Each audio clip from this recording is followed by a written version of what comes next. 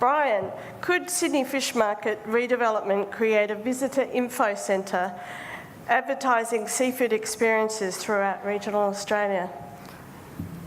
Look, it's probably a little bit early yet to be able to answer that, but I think, that's certainly one of the opportunities that we've got. One of the things that we promote very heavily is that the seafood that comes through the market come from the regional areas. So if you just take the turnover that we get now through the auction floor, 56% of that comes from New South Wales, about 12% comes from New Zealand, Queensland's the next state, followed by South Australia and so on. And the natural extension would be to use, and we've already started some discussions with Destination New South Wales about the extension of, if the tourist flies into Sydney and gets their first experience at Sydney Fish Market, the extension would be perhaps they go up to Coffs Harbour and see where it's caught. And I think that would be quite a valuable link that we should be able to build. We've just signed a partnership arrangement with UnionPay, which we're quite excited about, because what they're trying to do is connect the UnionPay, and UnionPay, by the way, is probably the world's largest debit card system, and it's almost, I think they're more than Visa and MasterCard combined, and so they're wanting to promote the fish market to their customers in China. And if they come to the fish market, this kicks off next month, is it? This month. Yeah. So if they come from China to the Sydney Fish Market, pay for their purchase with their UnionPay, they'll get a free esky. And if they spend more than a certain amount of money, they will get a bottle of wine paid for by UnionPay. And so you're creating that communication loop that I think Anthony might have mentioned, or certainly Margie. You've also got to capitalise on the experience. We've got the world's worst buildings and facilities, but we've got the world's best product. You watch the tourists come in, they'll buy their meal, they'll sit down, they'll photograph the meal. They respect the food. They'll sit down, they'll photograph the meal with the family. That photograph then gets sent back home so that all their friends see that they're having a meal of Australian seafood in the fish market. And you can extend that through the country. So I think there's enormous opportunity. Perhaps some of the other panel members can also comment on that aspect, Bryan, about how do you use your export markets and your export efforts to capitalise on that and on tourism and vice versa. So there's a good link there between tourism and export markets. So maybe some tips about how you're doing it or planning to do, create that link? I've got to confess, we're not. It's just happening. And when we start working on it, it's going to get a lot better. And I think Anthony will probably comment on this more better than me. But Margie mentioned a recent piece of research, how the China tourism boom is transforming Australia.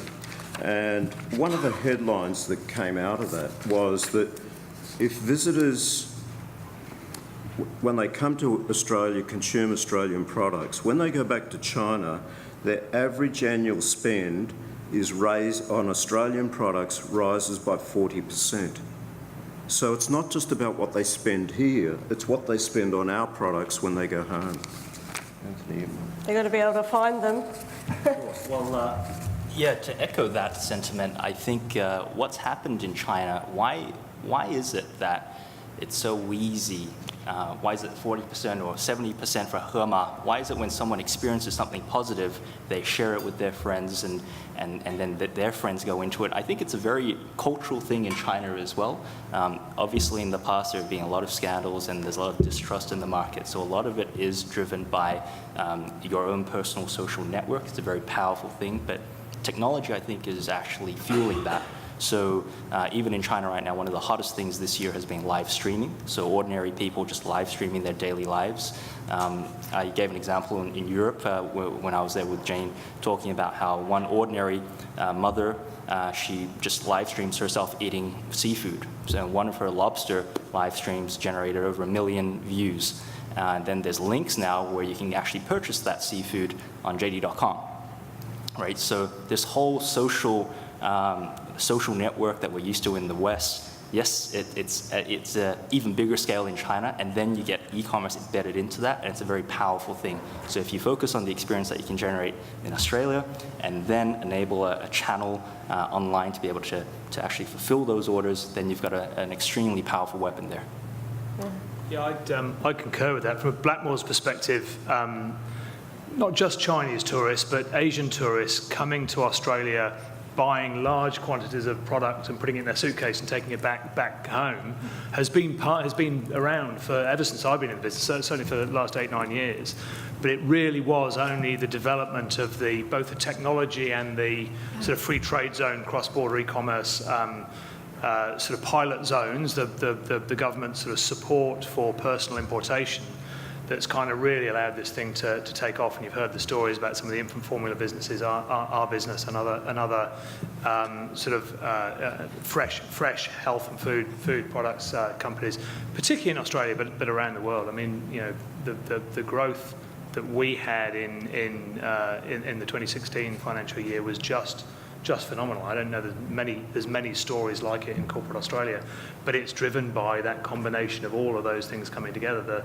The brand being out there, the consumers coming here and partaking in the whole sort of ethos of it, and then the technology and the regulatory aspects that have enabled this sort of massive take up when they get back home. It's a really important part of the story. And Rod? Well, from our perspective, our product's still very highly perishable, so access to the market is a little bit more awkward, but we're working on a range of strategies around that. But certainly the tourism in Tasmania has been quite significant since the Premier of China visited a couple of years ago, and that really sparked it. And it's quite fascinating now. Hobart's changing dramatically.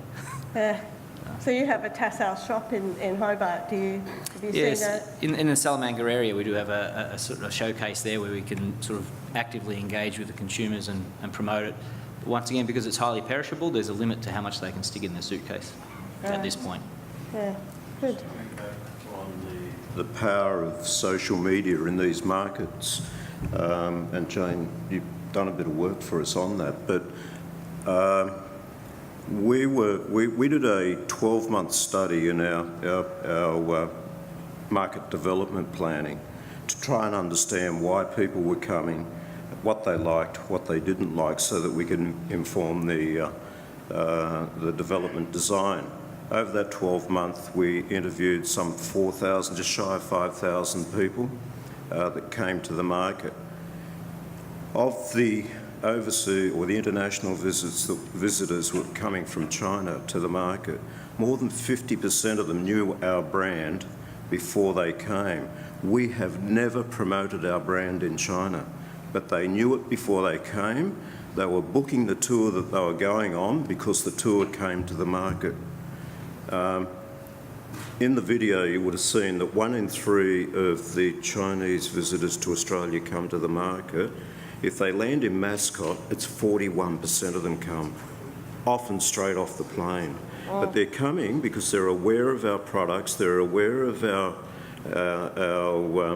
Australian seafood, they're aware of our brand, and we haven't even promoted it because it's been done for us by the customers. And that is really powerful, and we need to tap into it.